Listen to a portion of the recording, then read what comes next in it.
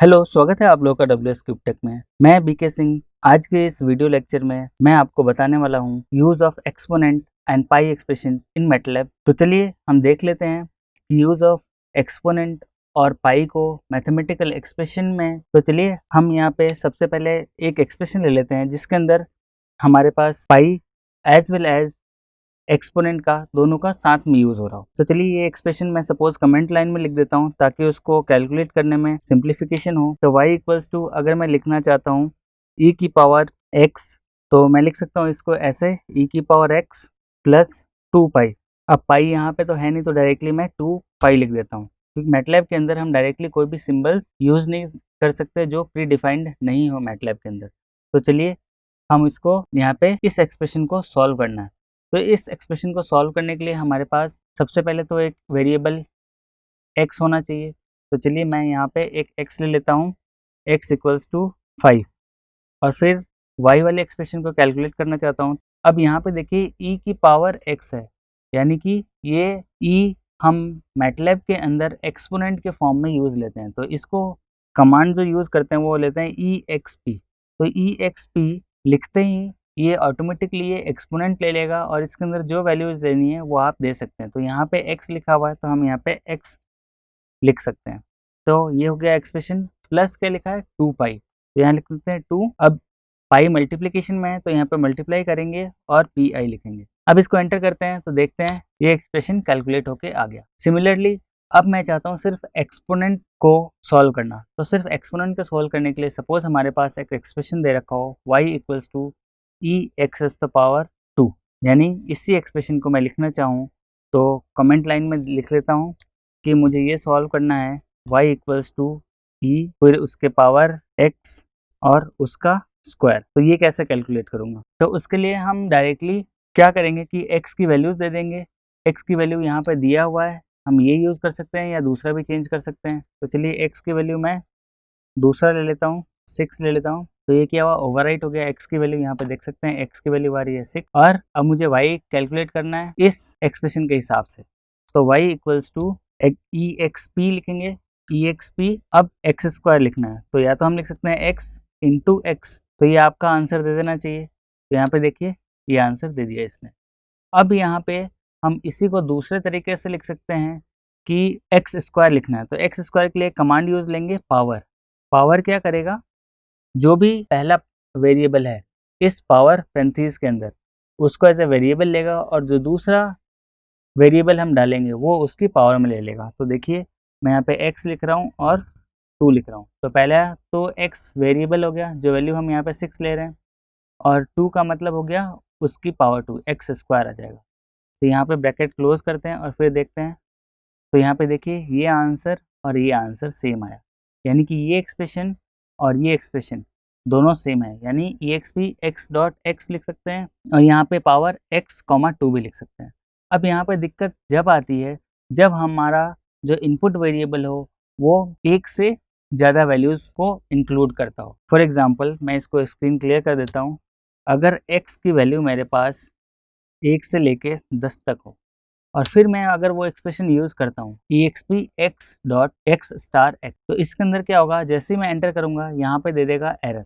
Error क्यों देगा? क्योंकि ये मैट्रिक्स मल्टीप्लिकेशन के रूल को फॉलो नहीं कर रहा, इसलिए एरर दे देगा। तो इसके लिए हम क्या करेंगे, इसके लिए हम सिंपल सा डॉट लगाएंगे। डॉट क्या करता है, एलिमेंट बाय एलिमेंट मल्टीप्लाई। तो 1 इंटू 1 1 का स्क्वायर हो जाएगा, 2 इंटू 2 2 का स्क्वायर हो जाएगा, 3 इंटू 3 3 का स्क्वायर हो जाएगा, और फिर उसका एक्सपोनेंट ले लेंगे। तो ये हमारा y के अंदर आउटपुट आ जाएगा। तो जैसे ही एंटर करूंगा मैं यहाँ पे, देखिए यहाँ पे आपका आंसर आ जाएगा। अब इसी को चेक करना है कि ये इंडिविजुअल स्क्वायर हो रहा है कि नहीं हो रहा। तो उसके लिए हम डायरेक्टली एक बार स्क्रीन क्लियर कर देते हैं, x की वैल्यू वापस यहाँ पे ले आते हैं और फिर इसको x डॉट एक्स करते हैं, डॉट स्टार लगा देते हैं ताकि ये मल्टीप्लिकेशन करें तो इंडिविजुअल हो रहा है कि नहीं हो रहा। तो ये देखने के लिए हम एंटर करेंगे तो हमें क्लियर पिक्चर दिख जाएगा कि 1 का स्क्वायर 1 होता है, 2 इंटू 2 4 होता है, 3 इंटू 3 9 होता है, क्योंकि x डॉट स्टार है, यानी इंडिविजुअल एलिमेंट का मल्टीप्लिकेशन इंडिविजुअल से हो रहा है। तो आप देख सकते हैं यहाँ पे डायरेक्टली दिख जाएगा, यानी 9 का 81 और 10 का 100 हो गया। तो ये इस टाइप से हम एक्सपोनेंट को सॉल्व कर सकते हैं। अब इसी के अंदर सपोज मेरे पास स्क्वायर रूट निकालना हो, यानी स्क्वायर रूट एक्सपोनेंट के अंदर जाके निकालना हो, तो उसके अंदर हम क्या करेंगे, एक एक्सप्रेशन देख लेते हैं। जो एक्सप्रेशन हमें सॉल्व करना है कमेंट लाइन के अंदर लिख देता हूँ मैं, y equals to e raise the power.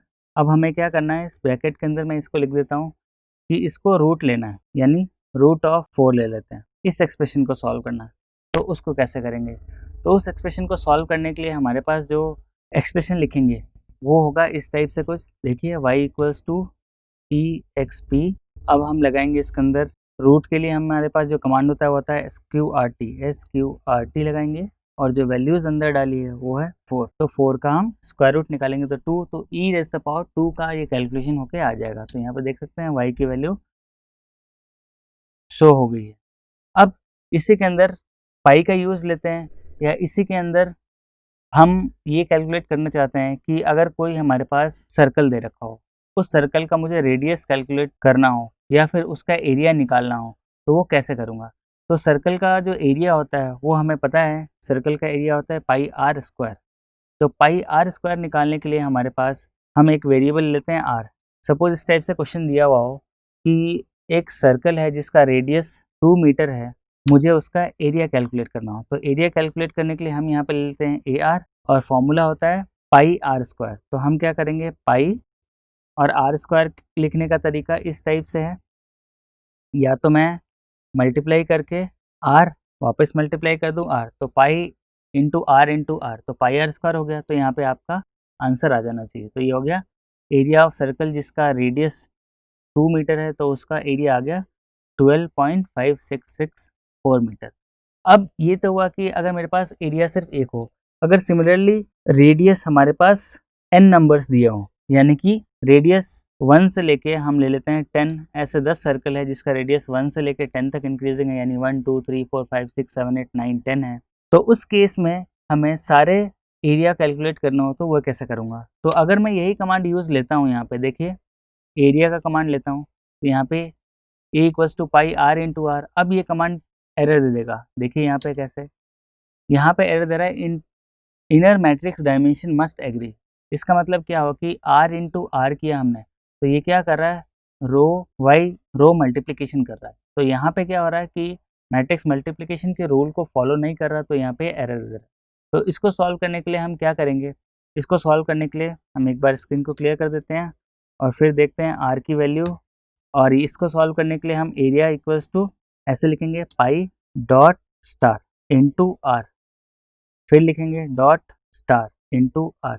एक ये तरीका है कैलकुलेट करने का, या फिर ऐसे लिख सकते हैं pi dot star into power command का यूज लेके यूज कर सकते हैं, तो लिख सकते हैं पावर। अब हमें आर स्क्वायर चाहिए तो आर की पावर 2 यानी आर स्क्वायर आ जाएगा। तो इस तरह से भी हम कैलकुलेशन कर सकते हैं। तो चलिए एंटर करके देखते हैं कि ये आंसर आ रहा है कि नहीं आ रहा। तो यहाँ पे देखिए सेम वैल्यू डिस्प्ले हो रहा है कॉलम 1 to 10 तक इस कैलकुलेशन से, और सेम वैल्यू शो हो रहा है इस कैलकुलेशन से भी। तो यहाँ पे देख सकते हैं कॉलम 1 to 10 दोनों वैल्यू सेम है। तो इस तरीके से हम पाई का भी यूज़ करके हम एरिया निकाल सकते हैं, चाहे वो एरिया सिंगल हो चाहे वो मल्टीपल सेट हो रेडियस का।